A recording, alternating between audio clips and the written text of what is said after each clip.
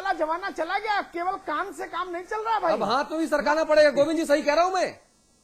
बिल्कुल सही, आप बिल्कुल सही कह रहे हैं। और समस्या उत्तर प्रदेश में जो है, मुझे लगता है सबसे बड़ी समस्या ही वही है जिस कारण इतना वक्त लगा है। 11 महीने सरकार को हो गए और अभी भी बार बार, आज भी इस बात की चर्चा थी कि सूची तैयार हो गई है, लेकिन फिर कुछ लोगों को उसमें सही पद देने को लेकर फिर उसमें कुछ विवाद हो गया। तो बार बार जो सूची बन रही है और सूची टल रही है, वो सारी समस्या ये है कि जो वजन है वो वजन उसके साथ कहां से आएगा। जैसा वाजपेयी जी ने भी कहा कि बजट एक बड़ा मुद्दा है और आने वाले जो बहुत कम वक्त है उसमें 50% से ज्यादा बजट खर्च होना है। तो कहीं न कहीं ये अच्छे संकेत नहीं है। और एक युवा मुख्यमंत्री के तौर पर जो उम्मीद उत्तर प्रदेश को अखिलेश यादव ने दिखाई थी, अपने पहले बजट में भी जिस तरह के संकेत उन्होंने दिए थे, अगर इतनी बेचारगी है सरकार की कि वो अपने अधिकारियों को, भ्रष्ट अधिकारियों को जानते हुए कि मंत्रियों को अगर ये कहना पड़ता है कि उनको लाठी मारी जानी चाहिए और इतने खराब अधिकारी हैं और उनको बदला नहीं जा सकता, तो मुझे लगता है कि एक बहुत मजबूर सरकार है। और ये क्यों मजबूर है, ये मजबूरी शायद उत्तर प्रदेश की जनता समझ रही है कि ये सरकार इतनी मजबूर क्यों है। वाजपेयी जी, मैंने ऐसे मंत्री भी देखे जिन्होंने जिस दिन चार्ज लिया उसी दिन उस विभाग के 4 प्रमुख अधिकारियों को बुलाया और कमरा बंद किया और बाहर अर्दली से कहा किसी को अंदर मत आने दे रहा। उनसे पूछा कि भाई देखो मुझे तो समझ नहीं, तुम बताओ इसमें खेल कहां है। ऐसे भी अधिकारियों ने मुझे बताया कि मेरे मंत्री ने मुझसे पूछा कि खेल कहां है, कैसे होगा, जरा रास्ता दिखाओ। सब चाखन को ललचात फिरे जैसे गोरी को गाल पंजीरी भयो। समस्या तो ये है, ये बात आप गोरी का गाल पंजीरी हो गया उत्तर प्रदेश में। नहीं, अब कुमार विश्वास के पास चलूंगा मैं। कुमार विश्वास जी का मुद्दा छड़ा है जी। कुमार जी। अतुल मैं ये कहना चाहता हूं कि ब्यूरोक्रेसी, जैसा लक्ष्मीकांत जी कह रहे हैं, वो एक टूल है। क्योंकि बिहार जो अब ठीक आपके पड़ोस में है, जो ज्यादा बदहाली का शिकार था, वहां एक बार बार लगातार बात कहते हैं कि नीतीश बाबू ब्यूरोक्रेसी के प्रभाव में रहते हैं, लेकिन वो उसी ब्यूरोक्रेसी से ठीक काम करा लेते हैं। मध्य प्रदेश में भी ये शिकायत लगातार आती है कि शिवराज सिंह चौहान जो है वो ब्यूरोक्रेसी को ज्यादा तरजीह देते हैं। इसका मतलब अगर नेतृत्व की संकल्प शक्ति ठीक है, लेकिन मैं बार बार कहूं, मुझे लगता है कि सुबह से शाम तक मुख्यमंत्री को 4 मंत्रियों से तो अंकल जी सॉरी बोलना पड़ता होगा। क्योंकि जो भी 70 साल का समाजवादी जिसने 30 साल मुलायम सिंह जी के साथ खाक छानी है, उसको अगर मुख्यमंत्री सचिवालय में बुला दिया जाए तो वो बाहर से ही फोन करता है कि का बाबू ये लड़का अब हमको बुलाया है, देखिए आप। और फिर वो उधर से कहते हैं, सुपर सीएम कहते हैं हमारे मुलायम सिंह जी के, मैं बात करता हूं, अब नाराज मत होइए। आजम खान कुछ और बोलने लगते हैं, शिवपाल कुछ और बोलने लगते हैं।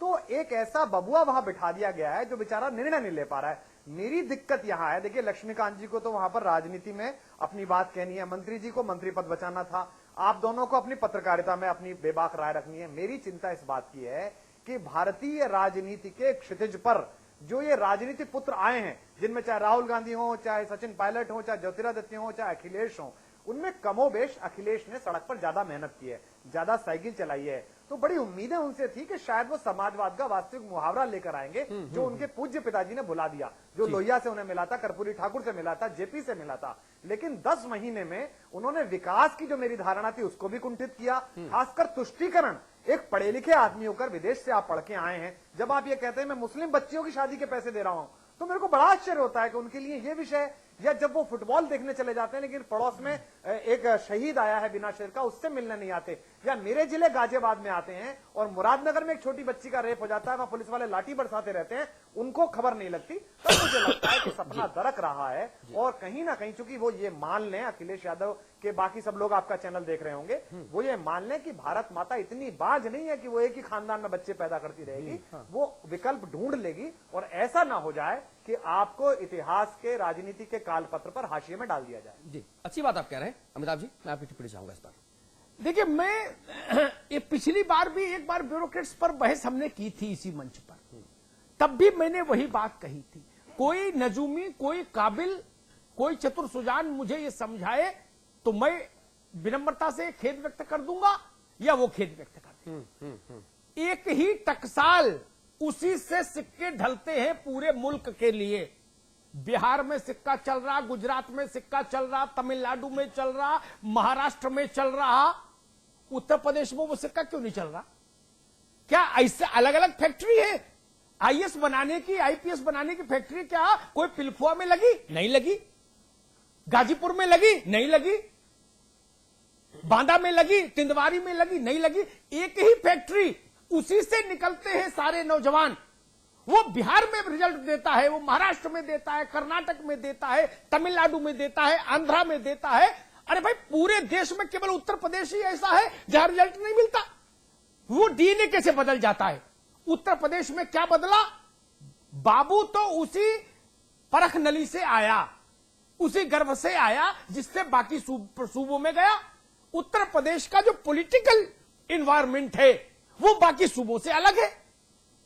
तो मेरी समझ ये कहती है कि राजनीतिक माहौल, वायुमंडल सुधरेगा तो यही ब्यूरोक्रेट काम करेंगे।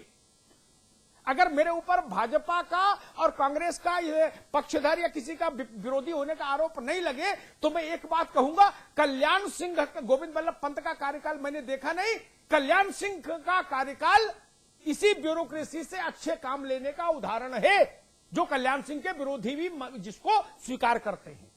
उदाहरण है, यही अधिकारी थे। वाजपेयी जी जी, आज वो अधिकारी काम नहीं कर पा रहे, सबकी सब निकम्मे हो गए, सबकी सब नाकारा हो गए।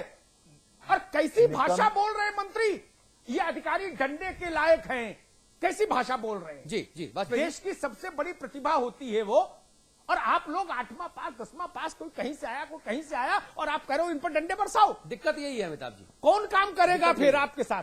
दिक्कत यही है। वाजपेयी जी जी, ये अपने आप में जाहिर तौर पे बहुत गैर जिम्मेदाराना बयान है। आप कह रहे हो डंडे बरसाओ, अरे भाई डंडा तो आपके हाथ में है, फिर चीजें क्यों नहीं सुधर रही? नाकामी आपकी, इच्छा शक्ति आपकी नहीं, काम करने में प्लानिंग आपकी नहीं, अधिकारी जिम्मेदार क्यों? ये टोपी पहनाने का जो सिलसिला है ये यूपी में कब थमेगा? कब हमारे जैसे आम लोगों को विकास हासिल होगा? सवाल ये बड़ा है। प्रदेश की जी वाजपेयी जी, उत्तर प्रदेश की प्रचंड बहुमत वाली समाजवादी पार्टी की सरकार ब्यूरोक्रेसी के प्रति जिस प्रकार के भाषा और व्यवहार को कर रही है, हाँ अंततोगत्वा अगर ब्यूरोक्रेसी ने ठान लिया तो वो जनता में इनकी इतनी छवि खराब करेंगे कि ये बरसों तक लौट के आने का सपना नहीं देख सकते। तो वो स्थिति भी सही नहीं है ना। अभी अमिताभ जी कह रहे थे बहुत खराब स्थिति होगी वो। हाँ। अमिताभ जी अभी कह रहे थे कि कल्याण सिंह जी के कार्यकाल में यही ब्यूरोक्रेसी काम कर रही थी, यही ब्यूरोक्रेसी बिहार में, कर्नाटक में, तमिलनाडु में, गुजरात में, महाराष्ट्र में, मध्य प्रदेश में, छत्तीसगढ़ में काम कर रही है। यहाँ ऐसी क्या आफत है कि एक महामंत्री श्री रामगोपाल यादव बयान देते हैं कि ब्यूरोक्रेसी काम नहीं कर रही है, मुख्यमंत्री कहते हैं कि मेरी कोई सुन नहीं रहा है, और शिवपाल यादव जी कहते हैं कि हम इनको सबको ठीक कर लेंगे।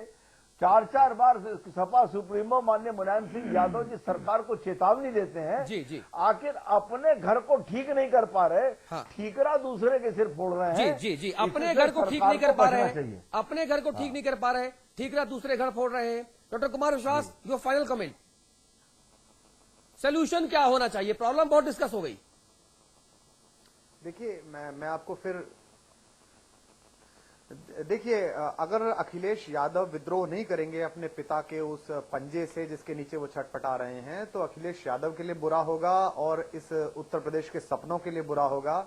मेरे एक ज्योतिषी मित्र एक दिन उनकी कुंडली देख के कह रहे थे कि वो 14 में विद्रोह करेंगे अपने पिता से। मैं चाह रहा हूं कि वो 13 नहीं कर ले, ताकि 14 में उनको ठीक ठाक सीट मिले, जो कुछ भी होना चाहिए। क्योंकि मुद्दा ये नहीं है कि उत्तर प्रदेश में काम नहीं हो रहा, मुद्दा ये है कि लोग विश्वास किस पर करें। हर बार, जैसा मैंने शुरू में कहा था, इस बहस के शुरू में जब मंत्री जी मौजूद थे, मायावती कहती हैं कि मैं मुलायम सिंह जी के लठैतों से आपको मुक्ति दिलाऊंगी, आती हैं डकैती डालती हैं, फिर मुलायम सिंह कहते हैं मैं इनके खिलाफ जांच कराऊंगा, इसके भ्रष्टाचार से मुक्ति दिलाऊंगा, आते हैं वो अपनी लठैती करते हैं। दोनों एक दूसरे के खिलाफ जांच नहीं कराते, दोनों एक दूसरे के खिलाफ सीबीआई को लिख के नहीं देते केंद्र को, और दोनों हाथ मिलाए नीचे नीचे रहते हैं। जब आप पूरी वर्दी पहनकर एक एसपी से चरण छुआएंगे, जब ये कहेंगे आप चलती मीटिंग में कि खाओ लेकिन जरा देख के खाओ यार, जब ऐसी बातें कहेंगे, आजम खान साहब का जो व्यवहार है पिछले 1 साल में मैं देख रहा हूं, 9 महीने में, ऐसा लग रहा है कि शायद वो अमर बेल के पत्ते चबा के आए कि अब 2-3 हजार साल उन्हीं का शासन रहना है, अकबर के बाद सबसे ज्यादा समय वही रहने वाले हैं। जिस अहमन्यता और अहंकार पे वो उतरे हुए हैं, उन पर कोई अंकुश है कि नहीं है? ठीक बात है अमिताभ जी। डिस्क्लेमर यहां जरूर देना चाहूंगा कि हमारे पैनल में शामिल तमाम जो मेहमान हैं उनकी राय उनकी निजी होती है। ये समाचार प्लस की सहमति या असहमति के बिना हमारे चैनल पर इस लाइव कार्यक्रम में दिखाई और सुनाई जा रही है। अमिताभ जी, देखिए, मैं संपादकीय टिप्पणी में एक बात जरूर कहूंगा जो इस बहस में हिस्सा नहीं बन पाई, बनना चाहिए था। हाँ, जब भारत की सार्वकालिक सर्वोत्तम मेधा ने एक साथ बैठकर संविधान बनाया तो उसने ये तय किया कि जो पॉलिटिकल लीडरशिप है उसकी सुपरमेसी रहेगी, लेकिन वह शासन की निरंतरता का प्रतीक नहीं होगा। शासन की निरंतरता का प्रतीक नौकरशाही होगी। वह शासन है। और अगर ये भाषा बोली जाए कि इनके डंडे मारो सबके, इनको उठा के फेंको, ये भाषा ठीक नहीं। तंत्र के बिना पॉलिटिकल लीडरशिप क्या करेगी सिवाय भाषण देने के? ठीक बात है। आपको भरोसा करना सीखना चाहिए। मुझे याद है श्रीधरन ने एक बार मुझसे कहा, मेट्रो के जो फाउंडर थे, कि वाजपेयी जी ने मुझे बुलाया, कहा कि श्रीधरन हम चाहते हैं मेट्रो का काम संभालो। तो श्रीधरन ने कहा कि वाजपेयी जी 99.9 भरोसा होगा आपका तो पद नहीं लूंगा, मैं 100% भरोसे पर पद पर आऊंगा। आपको भरोसा करना होगा, नहीं तो क्या समाजवादी पार्टी के कार्यकर्ताओं को कलेक्टर और कप्तान बना दूं?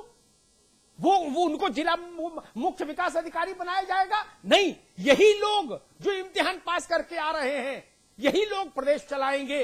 इनमें संस्कार दीजिए, इनमें निष्ठा रखिए, इनमें भरोसा रखिए और अपना आचरण ऐसा रखिए कि अधिकारी आपके नैतिक बल से डरे। अधिकारी आपकी और किसी चीज से नहीं डरता। और अब तो स्टिंग और सीबीआई का युग है, 2 मिनट में मंत्री का चेहरा काला हो जाता है। अधिकारी इस बात को भी जानता है। आपका नैतिक बल, आपका तप, आपका जनाधार अधिकारी को ईमानदार रखेगा। लेकिन जब आप अधिकारी से कान में ये पूछेंगे कि गुरु खेल बताओ, खेल किधर है, तो जब वो आपको खेल बताएगा और आप उससे उम्मीद करें वो गंगा जल पी के रहे, आपको खेल बताए और खुद तुलसी पत्ता खाए केवल, नवरात्र का व्रत करे और आप 56 भोगे, नहीं, ये नहीं होगा।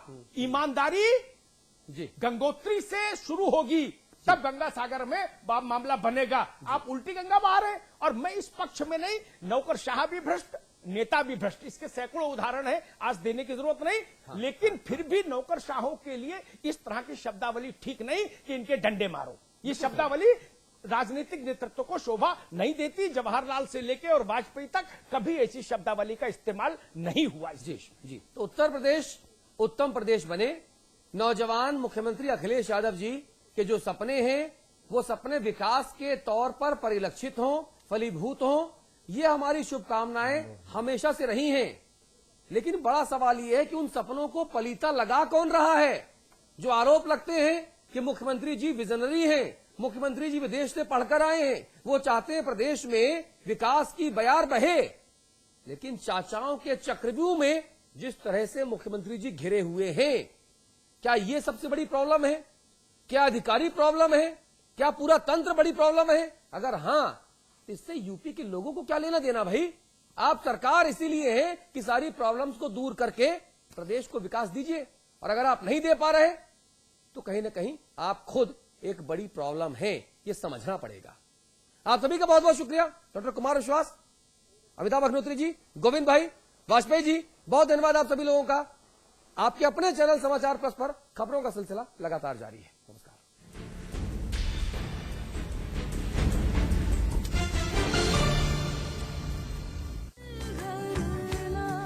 Supertech, yours for life.